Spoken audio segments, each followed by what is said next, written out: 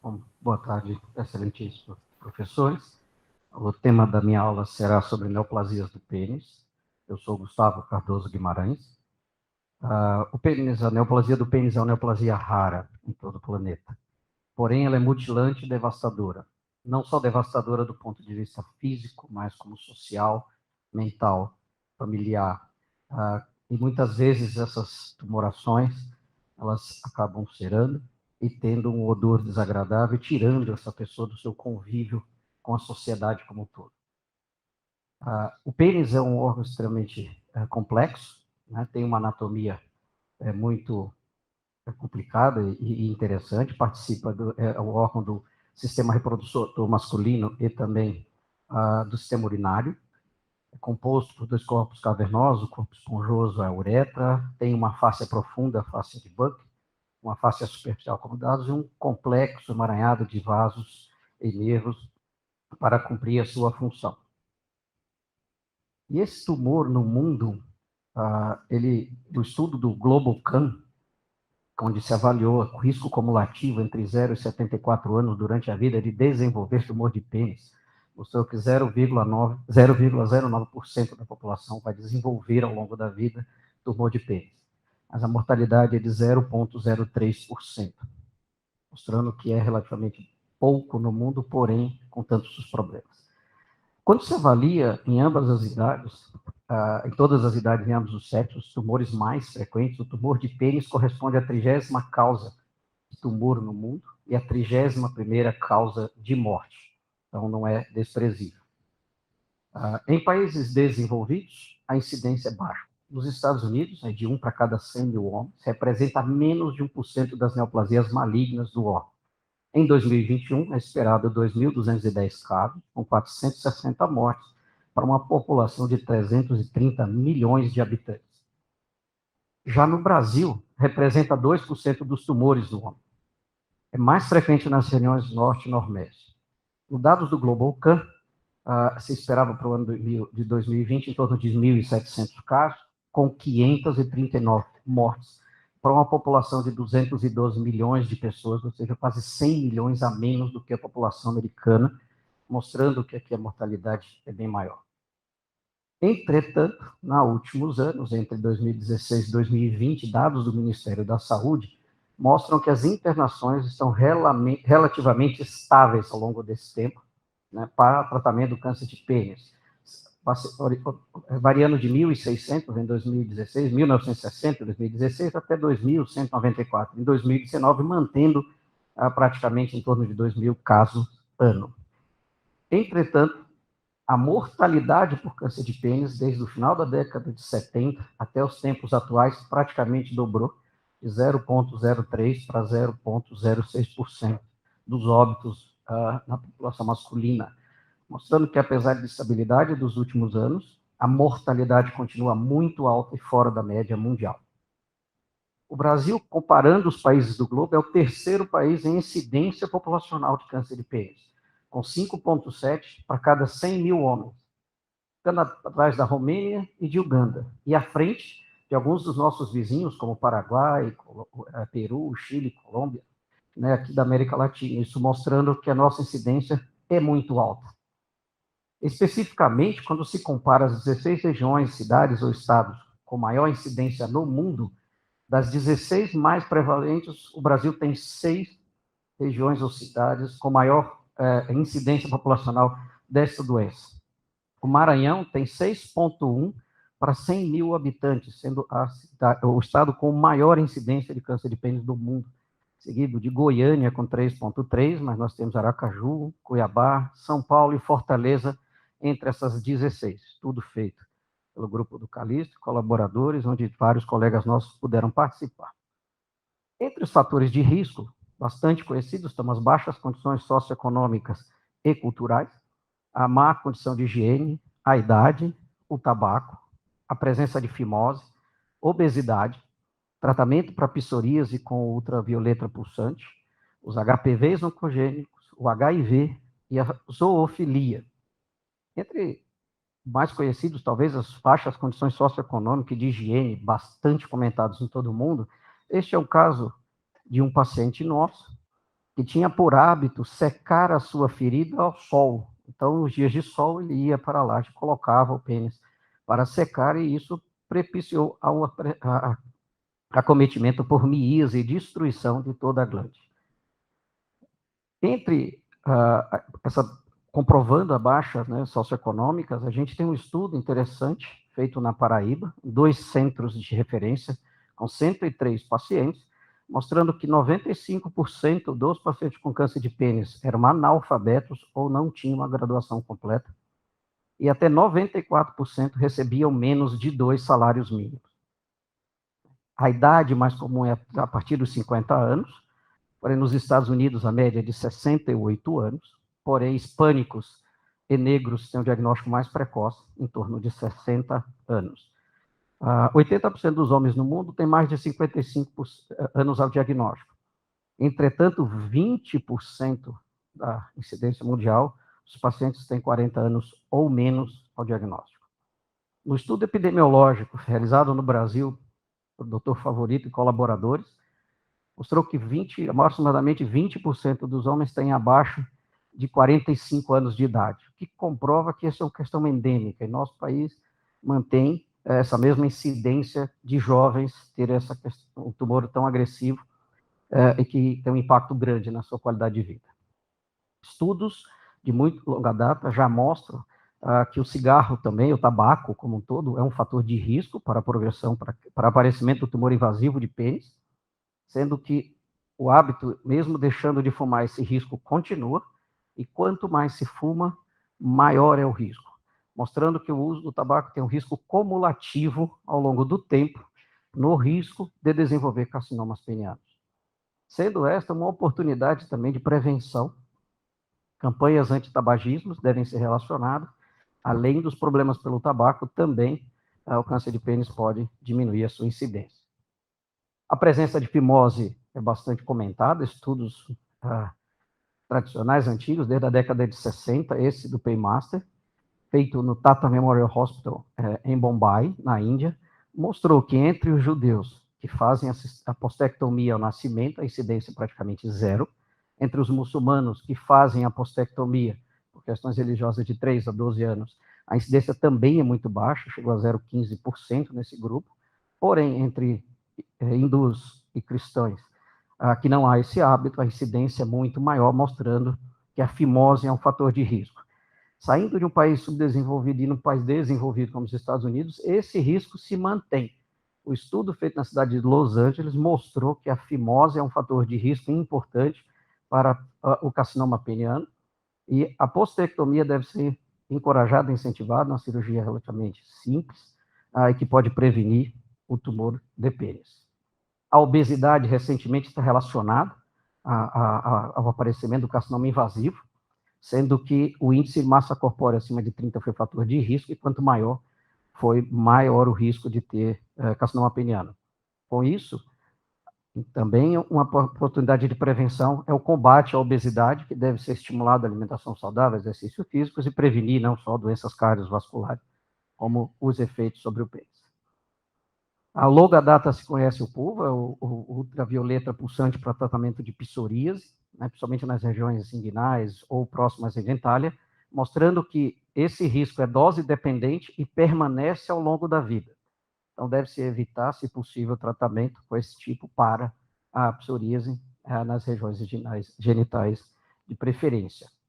Os HPVs oncogênicos de longa data, sabe-se ou se induz essa relação entre câncer de colo de útero e HPV. Esposas de pacientes que tiveram câncer de pênis têm 2,8 a 3,2 vezes maior de ter câncer de colo de útero. Isso fez o link histórico na literatura, e hoje a gente consegue separar os tumores de pênis em HPV relacionados e HPV não relacionados. Essa associação varia na literatura extremamente, entre 10% e 80%. Isso se explica por essa disparidade de métodos em que são usados para a detecção, né, seja por PCR, hibridização in situ, sort and blot, ou o tipo de tecido utilizado, seja congelado, fresco ou blocos de parafinas. Vários estudos ao longo do tempo, inclusive em nosso meio, doutora Luísa Vila, doutora Lopes, mostraram por diferentes métodos, né, entre outros, e variou de 30% até mais de 82% a presença de HPV em carcinomas penianos na nossa casuística. E essa está relacionado, talvez, às duas proteínas virais, a E6 e a E7, que interagem com P53 e PRB, alterando a apoptose e o índice de proliferação celular. Entretanto, é claro hoje que, por todos os estudos, em torno de 50% dos tumores penianos são HPVs relacionados. Além de ser HPV relacionado na metade deles, alguns subtipos histológicos têm maior prevalência de HPV que outros. Os carcinomas queratinizantes e verrucosos têm em torno de 34%, 33%, respectivamente, de chance de encontrar HPV junto ao tumor. E nos carcinomas basaloides e os vasticarcinomas têm de 80% a 100% de chance de ser HPV relacionado. Portanto, desde a condiloma anogenital até o câncer invasivo, tanto os HPVs de baixo risco quanto de alto risco foram relacionados, né? Então, a vacinação é aventada como uma possibilidade de prevenção desses tumores, apesar de os resultados de diminuição dos cânceres HPV relacionados ainda não estarem tão fortes, se espera que em breve nós tenhamos essas evidências desse benefício, já que a vacina é segura para prevenir o HPV de alto risco. O HIV também tem sido relacionado ao aumento do risco de contrair HPV e, consequentemente, também do risco de câncer de pênis invasivo. É um dos fatores importantes hoje e deve ser tratado para evitar a AIDS com os novos coquetéis e drogas antivirais. E a zoofilia tem uma história até interessante. O Dr. Zec, voltando de uma viagem ao Peru, onde tinha uma cidade com alta incidência de câncer de pênis e onde a maioria dos homens que tinham câncer de pênis tinham relações com as lhamas. Ele levantou essa hipótese, apesar de HPV não ser transmitível entre espécies, ele é espécie dependente, humanos em humanos, animais em animais. Foi levantada essa hipótese, foi feito um estudo multicêntrico nacional, onde vários grupos estiveram, inclusive esta casa, e mostrou que o risco de fazer sexo com animais era fator independente de risco de ter carcinoma peniano. Era um problema endêmico, tinha em todos os países, todo o país modificava o animal e a frequência, porém, era bastante comum entre os pacientes com câncer de pênis. E temos as lesões cutâneas pré-malignas, como ditas, né? A gente vai ter as lesões não HPV relacionadas, entre eles o corno cutâneo. O corno cutâneo está ligado entre os fatores de risco à inflamação crônica, trauma, higiene precária, infecção viral e tumor. Desenvolve-se sobre lesão pré-existente, em geral. Pode ser benigna, como ceratose seborreica, verrugas virais. Pode ser pré-maligna, como ceratose solar, doença de Bowe, ou mesmo maligna, como carcinoma escamoso, em torno de 1/3 das vezes, basocelular, ou sarcoma de Kaposi. E o tratamento é a cisão cirúrgica com margem de tecido normal.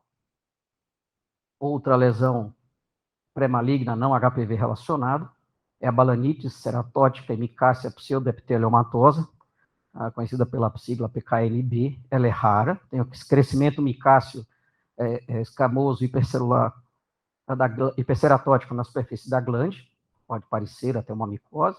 O diagnóstico diferencial é o carcinoma verrucoso, carcinoma espinocelular, condiloma gigante ceratocantoma, e o tratamento vai depender da apresentação, pode vir desde terapias tópicas como 5-FU, cirurgia, ablação a laser e até a crioterapia. O líquen escleroso, também denominado balanite xerotica obliterante, é uma variação genital do líquen escleroso atrópico. Mancha esbranquiçada é o seu aparecimento principal no prepúcio, glande, pode envolver meato e fossa navicular. Pode parecer, o meato pode ficar esbranquiçado, edematoso e gerar fissuras. E é mais comum em homens não circuncisados. Entre os fatores etiológicos, tem infecção por Borrelia burgdorferi, autoimunidade, fatores genéticos, trauma e infecção crônica. Ele é raro naqueles pacientes, naquelas pessoas que são circuncisadas ao nascimento. O tratamento é prolongado, 2 a 3 meses, com creme de clobetasol, e quando compromete o meato, que é relativamente comum, é necessário dilatações repetidas, corticoides, eventualmente cirurgia. Entre as lesões penianas relacionadas a HPV, o papilomavírus humano, também conhecido como condiloma genital, verruga venérea, verrugas genitais, infecção por HPV, né, é mais comumente na glande, haste peniana e prepúcio. 5% tem envolvimento uretral, podendo ir até a uretra prostática, e quando há envolvimento da bexiga, que é raro, é extremamente difícil de tratar, mas deve ser investigado. Estima-se que de 500 mil a 1 milhão de pessoas vão contrair HPV anualmente no mundo. A maior prevalência de HPVs oncogênicos é em pacientes não circuncisados. A hibridização in situ, captura híbrida, como comumente chamada, é usado para identificar e classificar esse HPV. E o HIV, como já dito, predispõe ao desenvolvimento de carcinoma escamoso em condiloma preexistente. O diagnóstico pode ser um pouco mais trabalhoso, ou muitas vezes a doença é subclínica, utiliza-se o ácido acético a 5% em inspeção com lupa. Essas lesões esbranquiçadas ou acetobrancas nem sempre são HPV, é realizado fazer a biópsia e a captura híbrida para confirmar o diagnóstico, e a recorrência é comum. Dentre os tratamentos, vai depender da apresentação. A podofilotoxina, 0,5% era usado historicamente, não está deixando de ser usado. Podemos usar o ácido tricloracético, a crioterapia com nitrogênio líquido, eletrofiguração, terapia com laser, uso de CO2, e Miquemolde, a 5%, que é hoje o tratamento tópico de escolha. A circuncisão, interferon pode ser usado, mas geralmente lesões extensas e recalcitrantes, e o antiviral Cidofovir gel de 1%, tem mostrado respostas completas em até 47% das vezes. Os tumores de Bosch-Lowenstein, conhecido como carcinoma, a condiloma culminante gigante, também é uma lesão peniana relacionada a vírus, foi descrito em 1925 pelos autores que levam o nome. Diferentes do condiloma, ele desloca, invade e destrói estruturas, mas não dá metástase. Está relacionado geralmente a HPV 6 e 11, amplamente identificado, e a biópsia para fazer o diagnóstico e excluir carcinoma peniana deve ser excisional ou múltiplas, para melhor diagnóstico. A excisão cirúrgica completa é o tratamento de escolha, e radioterapia, podofilina, 5-FU são desaconselhados por resultados muito ruins. E o carcinoma in situ é lesão relacionada a vírus, né, também conhecido como neoplasia intraepitelial peniana, está relacionado a HPV em 90% dos casos. Quando envolve glande prepúcia, é chamada de eritroplasia de Queirá, progride para carcinoma em 10 a 30% das vezes. Quando envolve haste peniana ou restante da região genital perineal, é chamada de doença de Bowen também, progride para carcinoma invasor em aproximadamente 5%, e se não tratado, pode levar a metástase extremamente raro.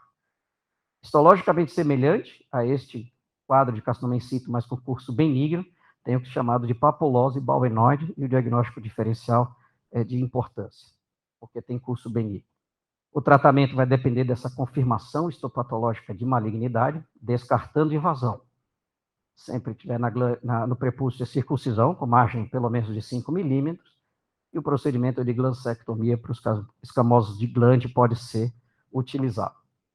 Entre as alternativas para o tratamento de lesões menores, o 5-fluoracil tópico, Imiquimod, mais uma vez, e ablação a laser, pode ser usado o niodiniag laser, o KTP, ou o titanil fosfato de potássio, e o dióxido de carbono, laser de CO2. Em pacientes não candidatos à cirurgia, que sejam resistentes ao tratamento tópico, a radioterapia é uma opção para tentar preservar o membro. Entre a apresentação clínica e diagnóstico, né, esses tumores com essa história natural de evolução e progressão principal para linfonodos regionais, a metástase hematogênica é rara no início da doença, é tardia, tem evolução lenta, a metástase preferencialmente para linfonodos femorais e ilíacos, não há regressão espontânea, o óbito ocorre em 2 anos se não for tratada a doença metastática em média, e ocorre por infecção, sepse, hemorragia e caquexia. Interessante notar que 50% dos pacientes com diagnóstico de tumores penianos passaram de 12 meses ou mais para procurar ajuda, o que mostra o preconceito e o medo envolvido com isso, além do baixo grau de conhecimento, e muitas vezes tenta terapias tópicas ou mesmo alternativas para isso. Entre a apresentação clínica, aqui no Brasil, é mais comum nas distribuições geográficas socioeconômicas menor favorecidas, idade de 40 a 70 anos. O carcinoma epidermóide corresponde a 95% dos casos, e o melanoma, como esse, e sarcoma são raros. Predomina em pacientes da raça negra e é menor em pacientes circuncisados. Localiza-se na glande, na grande maioria das vezes, em torno de 48% das vezes, no prepúcio em 21%, glande e prepúcio em torno de 9%, suco coronal em 6% e exclusivamente no corpo peniano em torno de 2%, incidência baixa. O exame físico é importante, deve-se tomar especial atenção para o tamanho, o aspecto da lesão, se há infiltração de corpos cavernosos ou esponjosos, se há infiltração da uretra e a sua relação com estruturas adjacentes. Isso será importante para o diagnóstico. O diagnóstico de certeza é anatomopatológico. Lesões maiores, ela deve ser feita a biópsia incisional, na periferia da lesão, pegando parte do tecido benigno, mais o do tumor e em profundidade, para avaliar principalmente profundidade de vazão vascular e grau histológico, por isso material representativo.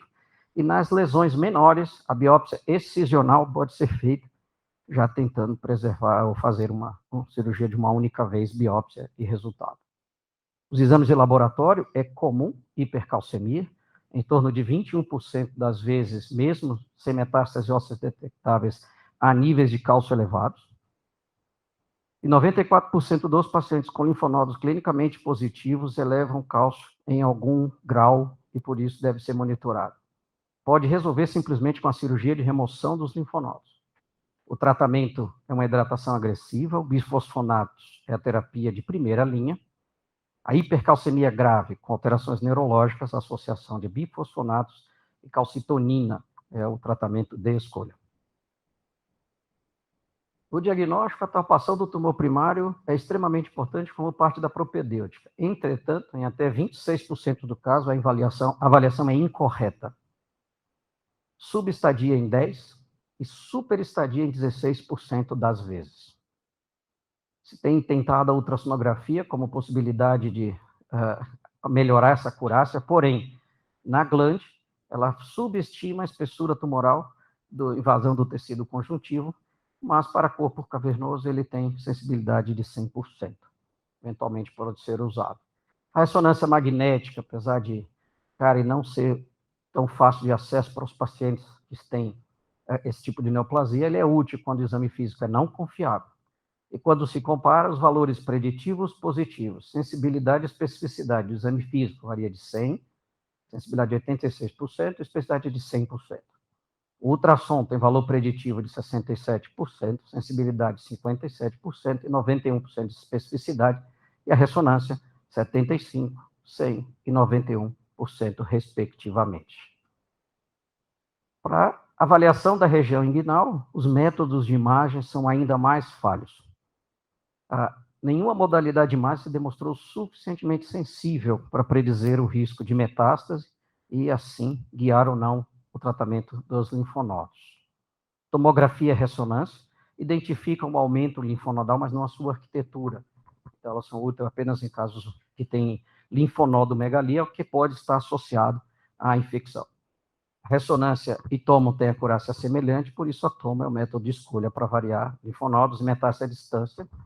E ressonância com nanopartículas, que foi muito falado no passado, não está disponível clinicamente, é pouco testado, então não tem papel neste momento.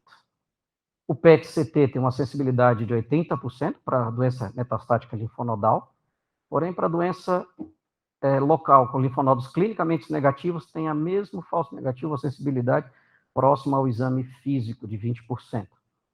A sensibilidade e especificidade para linfonodos pélvicos e metástases sistêmicas já está em torno de 90% e 100%. Hoje se usa o estadiamento do AJCC, ou TNM, 8ª edição. Houve uma modificação muito importante entre a 7ª e a 8ª edição do TNM, principalmente nos T1, né, o TA passou a ser aquele tumor superficial para escamoso, em vez de verrucoso, né, virou escamoso. No T1, houve a diferenciação entre glande, prepúcio e corpo de pênis, até o nível de invasão, de própria, derme, DART. E em relação a T1 e T2, mostrando se é de alto grau, baixo grau, ou se é invasão vascular linfática. Então, TA ficou como carcinoma localizado não invasivo. O T1 agora é dividido em T1A e T1B, dependente da localização, onde T1A é sem invasão linfovascular perineural e de baixo grau, e o T1B tem invasão linfovascular ou perineural ou de alto grau. Os T2, aquele que invade corpo esponjoso, com ou sem invasão da uretra. Os T3 invadindo o corpo cavernoso, inclui a bugina. com ou sem invasão da uretra, e os T4 invade estruturas adjacentes. Os linfonodos também recebeu mudança entre o T2, a JCC, versão 7 para 8º. O N1 agora é ter 2 ou mais metástases inguinais sem extravasamento extranodal. O N2 é ter 3 ou mais inguinais ou metástases bilaterais. E o N3 é ter extravasamento extranodal em qualquer glândula linfática ou metástase pélvica. Recentemente, agora ainda está no a Repub ainda, né, a frente de publicação não está disponível totalmente, acabamos de publicar esse estudo, comparando a JCC do 7 com o 8º edição, e uma nova classificação, onde no T2 e T3 a gente incluiria também invasão vascular linfática, tentando ver a especificidade para predizer mortalidade. Então, esse é o JCC ou TNM, 7ª edição. Para a 8ª já houve uma melhora em predizer e separar esses grupos, e com essa nova classificação proposta, que está a ser publicado agora, a gente conseguiu ainda melhores resultados, ou seja, ainda deve haver mudanças nisso.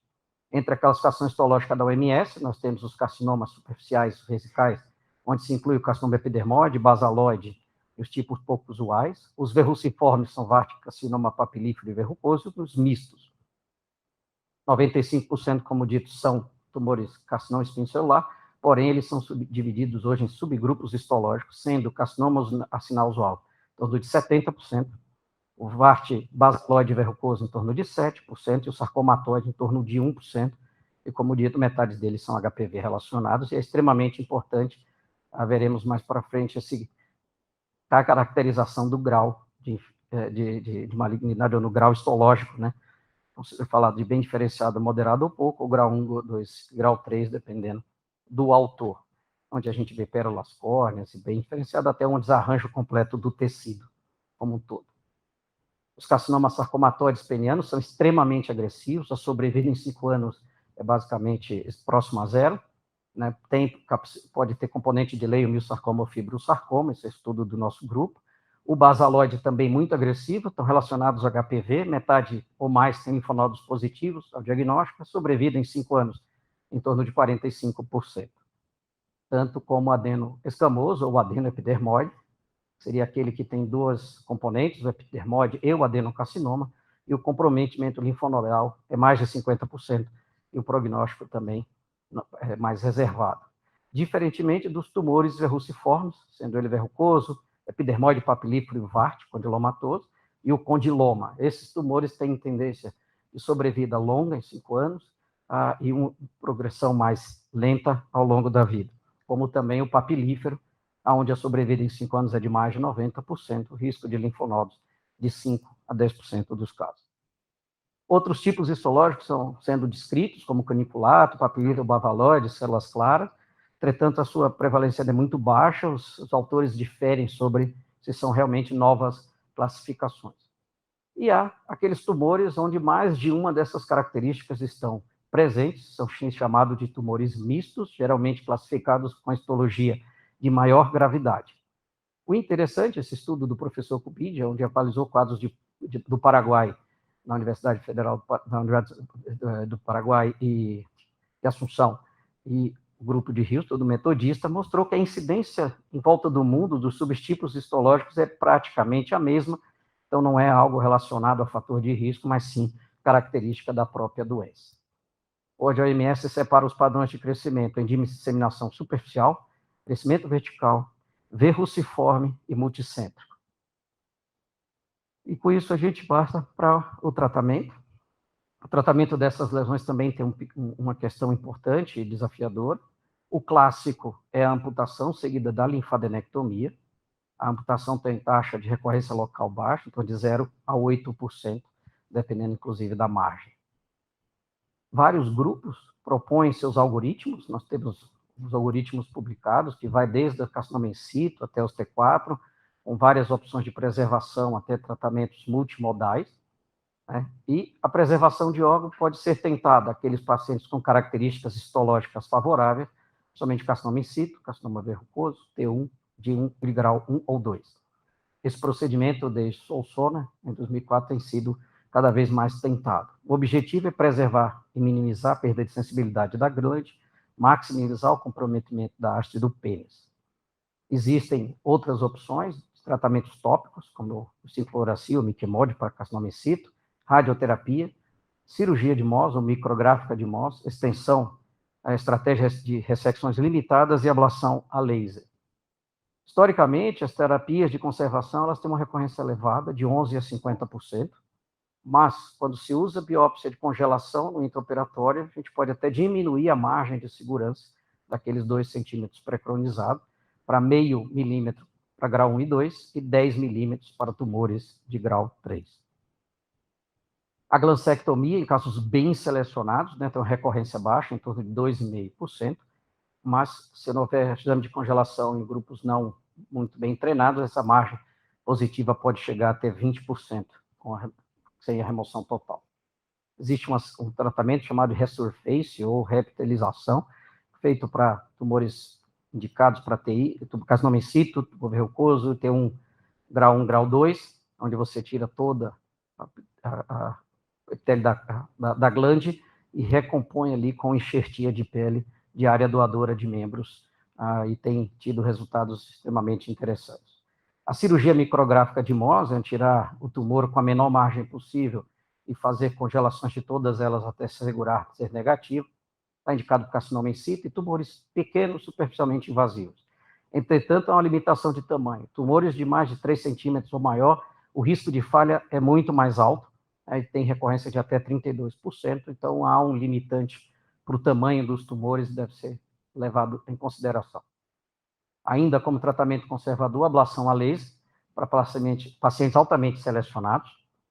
As fontes de laser mais utilizadas são CO2, argônio, neodímio YAG laser e KTP, mas a ablação a laser tem altas taxas de satisfação, em torno de 78%, de retorno à atividade sexual, porém, dependendo do laser que se usa, essas taxas de recorrência podem ser bem altas, no caso do laser de CO2, por ter uma penetração limitada a 1 milímetro, enquanto que o neodímio YAG laser, com a profundidade maior, tem taxa de recorrências menores, em torno de 7,7, para carcinoma in situ.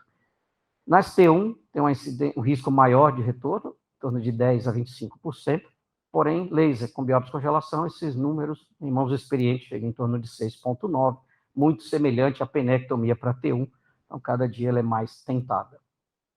Entretanto, quando os tumores são maiores, profundamente invasivos ou de alto grau, nós estamos retornando para a necessidade de fazer a amputação parcial do pênis.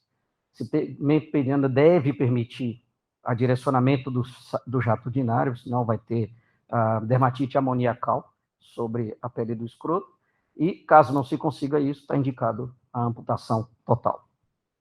Essa amputação total, como dito, se não conseguir um segmento funcional ou lesões na base peniana, não há muita opção. O tratamento de escolha é a penectomia total. É uma cirurgia de maior porte, com o implante perineal do uretra, então especial atenção deve ser dada à dissecção dessa uretra para evitar desvascularização, consequentemente estenose, para ter um coto adequado para essa implante perineal dessa uretra. Tratamento dos linfonodos é outro desafio, como já falamos, é a principal via de dissecção. A linfadenectomia é o tratamento de escolha e pode ser curativa. Metástase hematogênica rara, como dito. Mas por que é tão importante e tentar predizer o risco de metástase? O que já foi feito? Como nós podemos fazer? É o maior fator para óbito, é a presença de metástases linfonodais, sendo que ele acontece por sepse, caquexia, hemorragia, ruptura de grandes vasos, que pode ser extremamente chocante, desafiadora, ameaçadora da vida, e é uma situação extrema, muitas vezes precisando de uso de radiologia intervencionista para estancar o sangramento, ou uma amputação interília abdominal de urgência, o que tem altas taxas de mortalidade. Os linfodenectomias clássicas têm alto índice de falso positivo, em torno de 50%, ou seja, linfonodos palpáveis, metade não é tumoral, e 20% de falsos negativos, aquelas regiões inguinais sem tumores, linfonodos palpáveis, são tumorais. Alta taxa de morbidade, como deiscência, necrose de retalho, seroma, hematoma, infecção e sepsis. É, sem dúvida, o fator prognóstico mais importante. Diversas séries na literatura mostram que ter linfonodo positivo aumenta o risco de óbito. Em média de vários estudos, Aqueles pacientes com linfonodos positivos têm uma sobrevida média em 5 anos em torno de 27%, 30%, enquanto os linfonodos negativos, 66%, 70%. O estudo de Lopes, em 2002, mostrando que essas metástases elas são escalonadas. Difícil ou quase anedótico, você vai ter linfonodos pélvicos sem metástases ilíacas. Então, o fato de ter inguinal, é primeiro migra para ilíaca e raramente pode ter comprometimento ilíaco sem comprometimento inguinal, o que não é acreditado em geral, por isso ela ser escalonada. E os linfonodos pélvicos conferem um prognóstico ainda pior. Vários estudos, desde De Kernel em 73 até os mais recentes de Sul, em 2008, mostram que ter linfonodos ilíacos cai muita sobrevida, sendo em torno de 14% em 5 anos. Aqueles pacientes que têm melhor prognóstico são os que têm até uma metástase sem extravasamento extranodal. Então, essa é uma discussão se realizar ou não ela ao mesmo tempo. Ter linfonodos clínicos ou patológicos piora a sobrevida. Mesmo clínico, né, está relacionado, quanto maior o N, pior o resultado. Sobrevida média em 5 anos de N0 vai de 90 a 100, N1 de 80 a 90%, N2 de 50%, e os pacientes com N3 de 0 a 30%. E existem, como os métodos de imagem são falhas, muito foi tentado na literatura de fazer esse ponto. Cabanhas, em 77, cateterizava o linfático dorsal do pênis, fazia linfoscintigrafia e tentava achar o linfonodo sentinela. Vários autores repetiram isso, mas vários pacientes tinham até metástases anômalas e foi desistido. Catalona, em 88, a linfadenectomias dos quadrantes mediais. No estudo do nosso time, com 13 pacientes, todos PN0 no quadrante medial, 2 tiveram recorrência e 1 foi a óbito, também deixou de ser utilizado. Em 2000, Oren Blas descreveu a linfonodo sentinela com radiotraçador, e nesse primeiro artigo, com 55 pacientes, 11 tinham linfonodos positivos, foram para a linfadenectomia, 44 com linfonodos sentinela positivo, apenas 1 desenvolveu doença, foi bastante animador. Estudos seguintes, com essa biópsia de linfonodo sentinela dinâmica, falado, não se mostrou tão reprodutível. Não foi um procedimento facilmente reprodutível, com experiências iniciais falhando em torno de 20%. Nas mãos dos seus autores, em torno de 4,8%, e há uma nova dinâmica para isso, precisando de uma equipe multidisciplinar. Para se fazer, tem que mudar o algoritmo. Exame físico negativo, ultrassom de alta resolução, compulsão aspirativa, injeção do radiotraçador no dia anterior, aquisição de imagens dinâmicas e estáticas, durante a cirurgia, uso do gama-probe do corante azul, exploração de virilha, caso não apareçam essas lesões, e uropatologista dedicado, então a maioria dos centros não executa, exceto o do grupo. Alguns fatores podem ajudar a predizer, muitos autores estudaram a localização, ou seja, lesões de prepúcio, parece não ter grande valor prognóstico, exceto as de prepúcio, são menos metastáticas. O crescimento tumoral, crescimento vertical tem alta incidência de metástases linfonodais versus crescimento mais superficial. A profundidade de infiltração, ou seja, tumores de 2 a 5 milímetros de infiltração tem em torno de 79% de risco de metástase linfonodal versus 47% para que tem 2 milímetros. O grau de diferenciação, alguma dificuldade de reproduzir entre os patologistas, essa heterogeneidade no grau de tumor pode acontecer, então tem que ter uma boa biópsia, mas tumores de alto grau estão mais relacionados à metástase. Esse estudo do nosso time, do Dr. Aita, para aqueles pacientes clinicamente negativos que foram seguidos, o grau histológico foi maior risco para recorrência do que o estadio PT3 versus PT1, logo o grau foi mais importante que a profundidade de invasão, e no estudo de Soares também do nosso grupo, mostrou que aquele de alto grau histológico superficialmente invasivo chegava a ter quase 30% de metástase linfonodal e 10% de óbito versus aquele de baixo grau histológico e profundamente invasivos, que não aconteceram metástase. A gente publicou também o tipo de infiltração, sendo ela tentacular, onde há uma grande diferenciação entre tumor hospedeiro versus a tentacular versus em bloco, né? Mostrando que é um fator estatisticamente significante, né, ou independente para risco de metástase, tanto quanto a invasão perineural. Está relacionada a maior risco de morte por câncer, nesse estudo também do grupo, com 375 pacientes, mostrando que aqueles com lesões perineural tinham a pior sobrevida cumulativa. E esses tumores com invasão perineural, eles são ligeiramente pacientes mais jovens, são tumores grandes, com invasão até corpo cavernoso, comumente tem invasão vascular associada. O tipo histológico predominante é o carcinoma espinocelular usual e o basaloide, por isso a ideia de acrescentá-lo ao TNM. Vários nomogramas foram tentados, como FICARA, utilizando exatamente esses pontos, né, como feitura do tumor, crescimento, padrão de crescimento, grau, embolização, infiltração de corpos cavernosos, esponjosos, uretra, estadio clínico M, tentando predizer o risco de metástase e assim indicar a linfadenectomia e preservar alguns que não tinham risco.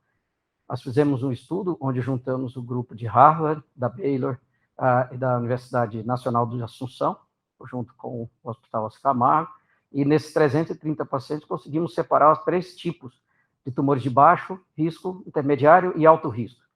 Os de baixo risco são verruciformes, como já falado, tem prognóstico excelente, verrucoso, papilar, condiloma, ovarte, pseudohiperplasia. Os riscos intermediários, com carcinoma espinocelular usual, alguns mistos e aparentes pleomórfica do VART, e os de alto risco, alto grau, infiltração profunda, risco de metástase frequente, como basaloide, sarcomatoide, o adeno escamoso e a variante sólida pouco diferenciada do carcinoma espinocelular, separando em 3 grupos de risco importantes. Propomos no mesmo ano um índice prognóstico, utilizando grau histológico, nível de infiltração e invasão perineural, indo de 2 a 7, mostrando que aqueles pacientes com grau 6 e 7, né, nesse grupo de risco, tinha alto risco de metástase linfonodal e de óbito pela doença, separando 3 grupos muito claramente. Alguns estudos, do ponto de vista moleculares, tentaram associar e melhorar essa predição. Alguns com citogenética clássica, genética molecular, expressão gênica, alterações mutacionais, epigenéticas, proteicas, como imunistoquímica e proteogênica. A análise do P53, regulação do ciclo celular, com índice proliferativo, ciclina D1, regulação de apoptose, avaliação de moléculas de adesão, como CD82 e caderina e NOC, e as outras proteínas, como as metaloproteinases de matriz celular, e o COX-2, para tentar. Apesar de muito estudados, isso é parte grande de estudos do nosso time, nenhuma delas se mostrou ainda muito importante para ser acrescentada à prática clínica. P53 foi bastante estudado, somente em 2002, o Dr. Lopes publicou esse estudo, mostrando que aqueles com P53 mutado tinham pior sobrevida cumulativa, dado que foi comprovado, foi reproduzido por Martins na Universidade de São Paulo, no mesmo ano, mostrando dados muito semelhantes, com pior prognóstico para alterações da proteína P53 detectado por imunistoquímica. O KI67, desde o estudo de Bendis, mostrou estar associado com pior T, aumento de risco de linfonodal e progressão e óbito, né, com estatisticamente significante, e no nosso trabalho também tivemos resultados semelhantes, com maior risco de metástase linfonodal para aqueles pacientes com a índice de proliferação celular medido pelo KI67 mais elevado.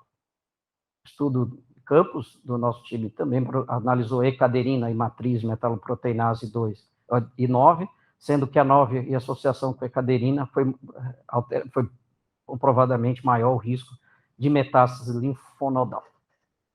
Então, os linfonodos, mais uma vez, quando são clinicamente palpáveis, tem até 50% de falsos negativos, falsos positivos. Os linfonodos clinicamente negativos, 20% são falsos negativos. Aumenta a suspeita de metástase se a linfadenopatia for persistente após um curso de antibiótico ou aparecer linfonodo durante o segmento que não havia antes numa virilha negativa para a doença. O momento de realizar a linfadenectomia, motivo de controvérsia, a gente vai falar de algumas. Classicamente, se indicava 4 a 6 semanas após a penectomia, com uso de antibiótico. Em teoria de vantagens, a antibiótico-terapia iria avaliar melhor se esses linfonodos eram positivos ou não e evitar umas linfadenectomias desnecessárias, diminuir risco de infecção do sítio cirúrgico. Na atualidade, o momento de se realizar a penectomia tem sido mais ou menos indicado como o mesmo tempo da linfadenectomia, como nos guidelines da Sociedade Europeia de Urologia, e nesse aspecto utilizando a biópsia aspirativa com agulha fina, que demonstra para esses linfonodos sensibilidade de 93%, especificidade de 91%, evitando assim o retardo do tratamento dos linfonodos com risco de piora do quadro e da doença. Dentre essas controvérsias, selecionar pacientes para linfadenectomia e observação, o procedimento para a região inguinal de baixa morbidade e essas estratégias múltiplas para aumentar a sobrevida com metástases inguinais volumosas. A linfadenectomia precoce ou tardia, também chamada de profilática, que é aquela que é feita antes, assim, pelo estadio, sem aguardar, é motivo de controvérsia. Entretanto, as evidências mostram melhor sobrevida e há complicações aceitáveis quando feito de forma precoce ou profilática. Então, aqueles pacientes que são candidatos a segmento, mas não são aderentes ao follow-up ou tenham dificuldade de avaliação, devem ser submetidos a essa linfadenectomia precoce, ou chamada profilática. Em relação à lateralidade, mais de 12% tinham drenagem bilateral nos estudos linfográficos de Cabanas, nos linfocitográficos atuais, em torno de 60% a 80% das vezes, e há variabilidade grande entre os estudos. Tanto quando se faz nos trabalhos com linfadenectomia de rotina, a gente sabe que quase 46%, metade das vezes, a metástase bilateral. Logo, a linfadenectomia hoje, quando é realizada, deve ser bilateral, principalmente porque se há mais de 2 linfonodos suspeitos, a metástase contralateral oculta é maior do que 30%. A extensão da linfadenectomia também é motivo de debate. Positividade de linfonodo pélvico, apesar de baixa, pode ser devastador. Sobrevida em 5 anos varia de 0 a 66%. A sobrevida de 17 a 54% se há apenas envolvimento microscópico, ou seja, até um linfonodo sem ruptura capsular. Orenblá já indicava se havia mais 2 linfonodos inguinais a linfadenectomia pélvica, e a positividade do Cloquet tem 30% de sensibilidade e 94% de especificidade. Logo, a linfadenectomia pélvica é recomendado que se faça no mesmo tempo, se linfonodos inguinais positivos ou suspeitos, porque 30% dos pélvicos são positivos.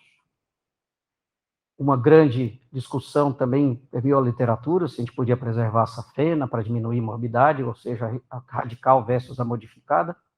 Entretanto, na modificada, o risco de deixar a metástase oculta é maior, em torno de 5,5%, mesmo quando se usa exame de congelação nos estudos do Dr. D'Ancona, de 2004, isso acaba sendo pouco executada a modificada.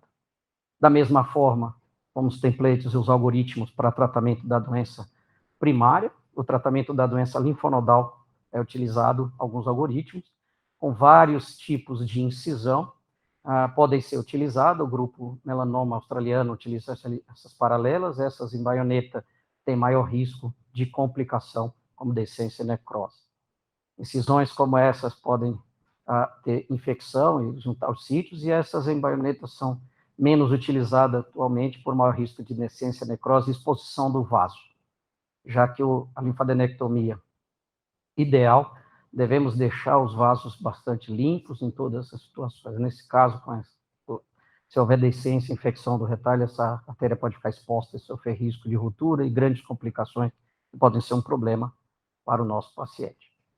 Em nosso meio, o Dr. Tobias Machado, tentando diminuir as morbidades das linfadenectomias, propôs o chamado VIL, ou a linfadenectomia videolaparoscópica, com resultados muito interessantes, porém diminuindo a necrose de retalho e infecção, mas ainda mantendo a linfocele como uma complicação, tentando diminuir ainda mais, tentando fazer com single port, apesar de resultados bem interessantes, e alguns autores preconizando a técnica videoendoscópica robótica, já que essas técnicas podem ser mais seguras e ter uma disposição melhor de limpeza desses gânglios. Entretanto, isso encarece bastante o tratamento e, em geral, não é disponível para os pacientes que têm esse tipo de alteração.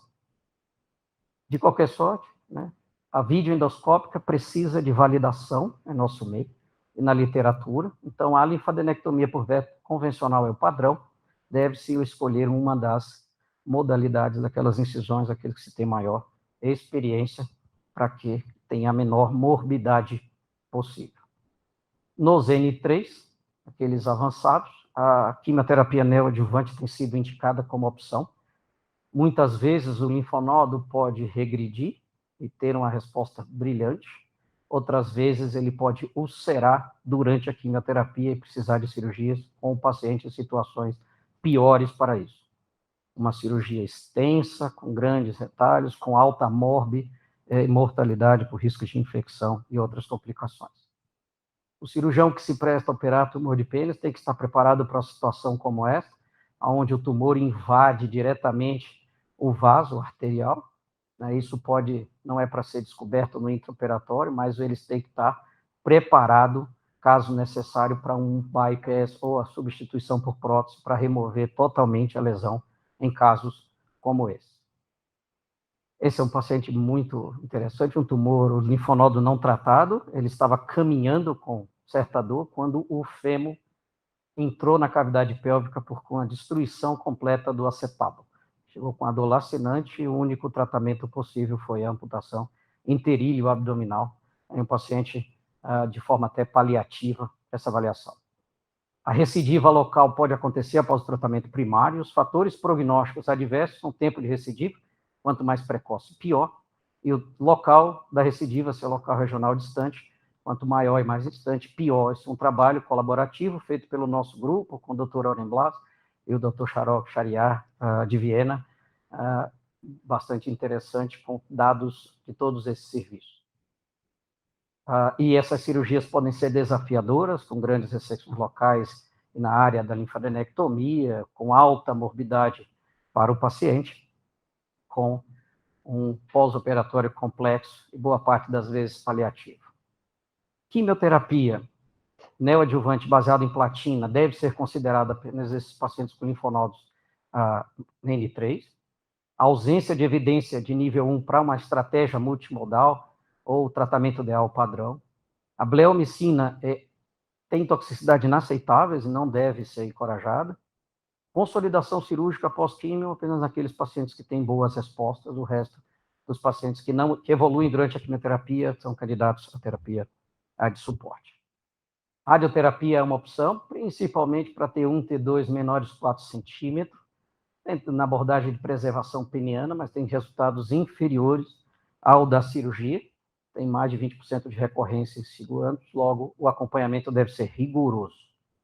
A penectomia de resgate, para doença persistente ou recorrente, ela é ainda assim curativa, pode ser curativa.